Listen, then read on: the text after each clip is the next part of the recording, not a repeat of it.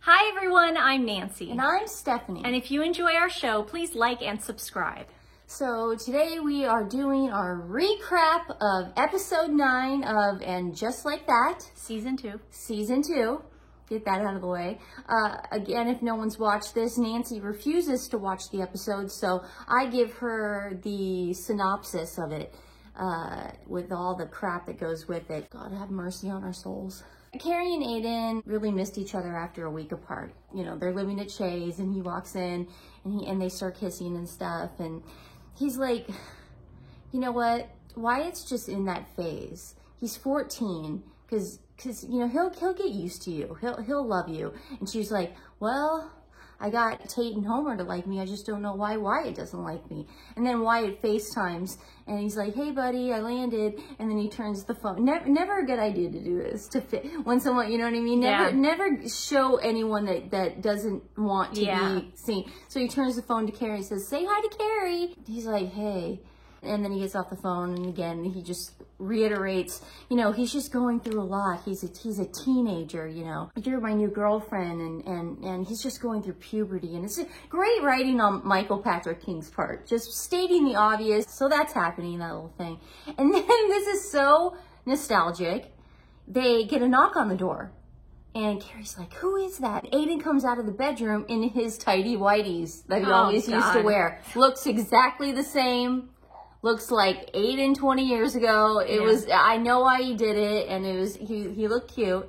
But then they open up the piece of mail and they're like, oh, Jay's evicted. Why is she evicted? And he goes, maybe it's because I talked to the doorman. He goes, I like people, I talk to them. It takes like just a notice like that. I thought it took like 2 or 3 notices to get evicted. I don't know. Harry's like, what are we going to do now? We're homeless. Wow, good thing they're both rich. I know, dude. It's like they could live in hotels like Tinsley Mortimer. Seema's showing apartments. Of course. And she's showing I don't know why they're doing this Bravo interweaving thing. She's showing apartments with the guy, his name's Ryan from $1 Million Listing. And he's playing himself. Yeah. And that's interesting to me. They can't get an actor, dude. That's what it's come down to. Well, they're pandering. That's pandering. Right. Seema then goes into another room with the client. She's showing him around, and the client and her have sex. Of course, because we have to make it like a Samantha thing. Richard and Samantha. Yeah, we just have to. So we have to do that. So they have sex, and then the Bravo guy comes out and he goes, "Well, we gotta do what we gotta do to close the deal." That's how he says it. The problem is they think that their fans are watching this. They think they're me again. Yeah, but they're not. Like, nobody who watches Real Housewives is watching this crap. Except me. But they think they are. Yeah. Except me, because I lost a bet with the devil. So then Brady and Miranda are talking about him going back to college. She's like, honey, I just don't want you flipping burgers for the rest of your life. Brady's like, Mom, I just don't want to go. Back off. And then he walks away, and that's that. And then Charlotte calls Miranda, and they have a conversation, and Miranda's like, I have an idea. Why don't we set up Lily and Brady so Lily can help him pick colleges and get him motivated, you know, because she wants to go to college, and she's really smart. Miranda thinks it's a great idea, so they have a little, like, you know, little plan to get Brady into college. They really want to get this kid going. Throw a girl into the mix. That'll definitely get him into college. Right. I'll go to your college. No. Where are you going?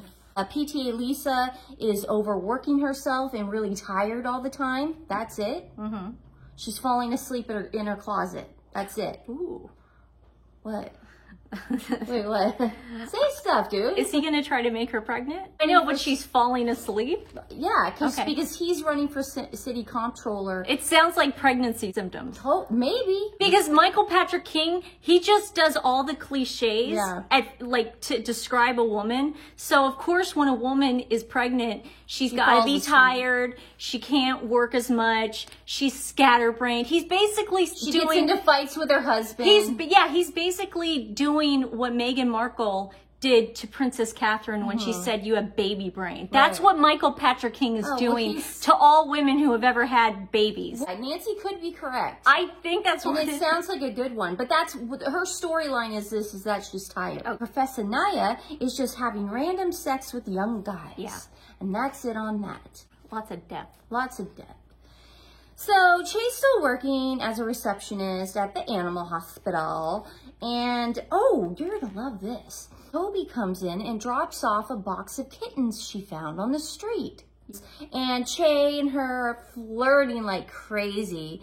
And Toby's like, aren't you Che Diaz? And Che's like, yeah. And then Toby goes, are you doing any sets anywhere? I would love to see your comedy. I'm such a huge fan. Huge fan. It's like, whatever. And Toby is like, see you around. You know, while the staunch lady in the background is in the background doing her paperwork and stuff and filing work. Yeah. I knew you were going to do that. That's why you And so she's doing the fun, and she was just like, hey, this is an animal hospital. It's not a pickup joint. That was that. So then Carrie comes home to her brownstone, because, you know, when Aiden's not in town, she stays there, and then Che goes back to the grandmother's basement, which makes no sense. And Carrie comes home, and Che's like, look, Carrie. And she's got one of the kittens in her hand. And Carrie's like, oh, my God. And Carrie falls in love with the cat. Carrie has never shown any emotion towards animals in this entire character's life that we've seen, okay? None. But she likes holding the cats. She's got the cat like this, okay? She loves Che's writing, dude. She's writing down stuff like jokes. And Carrie's like, oh, are you gonna like go back to comedy? And Che's like, yeah, to impress this person I met named Toby. She's going back to comedy. Comedy to impress Toby. Okay. To basically get laid. That was the motivation. Yeah. And not the fact that she lives in her grandma's basement. No. And now she's setting up all this stuff. And then Carrie sort of just braced it to her. Oh, and by the way, you're evicted. Yeah. And Che goes, oh, don't worry about it. I'm actually making money at the hospital now that I can actually afford something. Really? Yeah, so that sort of worked out. Pet shelters pay that well? I guess so, dude. I guess so. And so Seema and the client guy that she has sex with have dinner with Aiden and Carrie. Okay.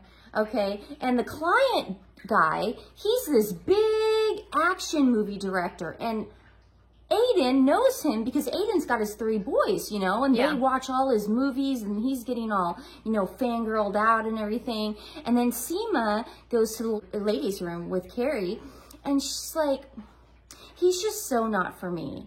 He likes young girls. You know, he's not marriage material. And Carrie's like, you're marriage material? And sort of the whole audience, like, we're all still confused by Seema. Is she marriage material? It doesn't make any sense. I don't know. It's the Richard storyline coming back, though, going, oh, he only likes young girls. He never wants to be tied down. Richard, Samantha, Richard. I mean, I hate to break it to Seema, but she's a little old to be thinking about marriage and a white picket fence at this point. Well, I don't know. I got to be honest with you. So then Carrie breaks it to her, and she's like, listen, Seema, I want to sell my brownstone. Dun, dun, dun. That's a big deal. Carrie shows Miranda and Charlotte the new apartment that she wants to buy. And this thing is huge. Yeah. It looks like the apartment that Big bought Carrie the first time. It looked exactly like Heaven on 5th. The columns, the windows. Did it have an atrium? Yes. Okay. Okay. It's like, oh my God. 4 bedroom, 3 bath, and then Miranda gets all judgy. Why do you need so many bedrooms? And she's like, you know, for Wyatt and Homer and Tate when they come, I want to make it comfortable for the kids too.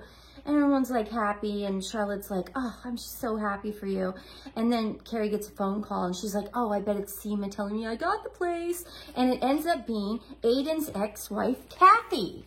Kathy wants to meet with Carrie for coffee, because I don't know why. So then Miranda comes home and she finds Lily just wearing a t-shirt outside Brady's bedroom. And of course I didn't see that coming. She calls Miranda just going, I think they hooked up last night. And Charlotte's like, well, are you sure? They're freaking out because they are like cousins. Yeah. You know, and Charlotte goes, but Lily did call me last night and she said I'm spending the night at Brady's. You know, like she would always say that when they were kids, and I never thought anything of it. Well, now that they're older, it's a big deal. So Miranda thinks it's funny. Harry really doesn't care. Harry and Charlotte are throwing PTA Lisa's husband, the Hamilton guy, a party for the comptroller stuff. Yeah. Okay, so he could get some donors.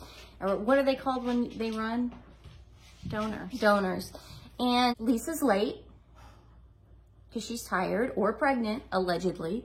And then Brady and Miranda arrive. And they greet Carrie and Charlotte and Miranda tell Carrie, we think Lily and Brady hooked up. And Carrie says this, she says, that's like hearing two of my stuffed animals are having sex. And then walks away.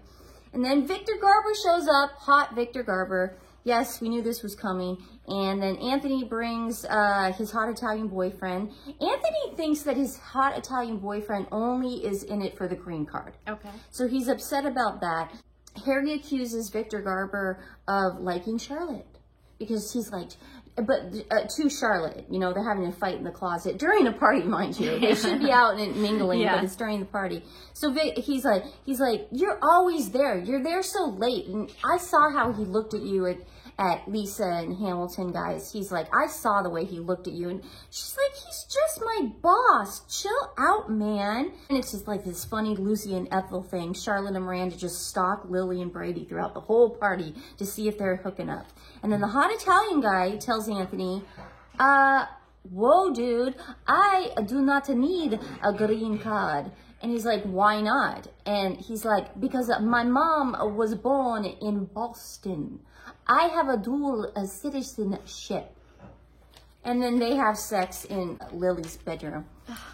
I swear to God. I believe you. Okay, so then Carrie meets Aiden's ex-wife, Kathy, for coffee. And a little bit of Sex and the City side note. The woman who plays Kathy is married to Berger in real life. Yes, I know that. Rose DeWitt. Yeah, Rose DeWitt. So I thought that was an interesting little thing. And she asked, this is why she's taking her to coffee. She asked Carrie, she says, Carrie, I'm going to be blunt.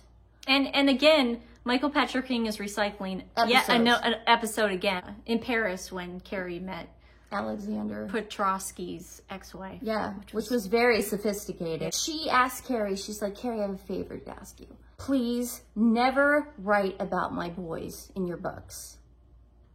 Carrie's like, of course not. I would never do that. I can't even imagine me doing that. And she goes, I know, but you're just so honest and authentic in all your books. And they're going to be a huge part of your life because they're a huge part of Aiden's life. And then she looks at her, Kathy looks over and she's like, listen, and don't ever hurt Aiden again. Because it's not just Aiden now. It's my boys. And Carrie says, I know. Okay. And then Carrie shows Aiden the huge new house, and Aiden's so excited about it. He's like, oh my God, it's so beautiful. We deserve to be happy, babe. We really do. I deserve to be running around here in my tidy whities, and you know, I'm all in, babe. And then as Carrie's walking home to her brownstone, because she wants to start packing it up, Lisette, you know Lisette, the neighbor, the jewelry designer, the young one, Lisette needs a new apartment because the people who she was subletting from are selling it, Nancy. What a coincidence, dude. Wow. What and she's young and hip and up and coming. Carrie's curly hair. Yeah, and she's just, you know, so Carrie's just like, you know, gives this face, you know. And Lisette goes, who would ever leave this beautiful building? And then Carrie looks up at the sky and goes, nobody. And just like that, I walked up my apartment stairs without ever looking back. And by the way, Nancy, you were right. PTA Lisa is pregnant. I knew it. Yeah. So she's got to be, what, 48? Yeah. But that just sounds like something he would do. Yeah, like, we got to make women look tired. And like, we got to make them. Yeah. She can't attend functions if she's pregnant. She can no longer tell time. Yeah, baby brain. Yeah, baby brain. So Aiden and they're all happy, and she's moving into Heaven on 5th. God. And Victor Garber's making his little appearance now, and Harry's jealous, but I don't know if that's even going to go anywhere. Yeah. Because Michael Patrick King is the devil and doesn't want to see anyone happy. I mean, all he's doing right now is breaking up couples. That's all he's doing. It's just a wave of his destruction going around New York City. With his magical wand. Oh. Well, that's our cue to tell you about the animal shelter that we are promoting all month. Maui Humane Society, they're absorbing all of the animal shelters on the island, so we want to help them out as much as we can. I'll put the link in the description below. If you can't give them any love, that's fine. Just share the link with your friends and family and let them know that they are the ones to give if you want to help the animals on the island. And do you have anything else? No, and just like that sucks. Okay. But please give, guys. Please give if you can. Bye, guys. I love you. Bye.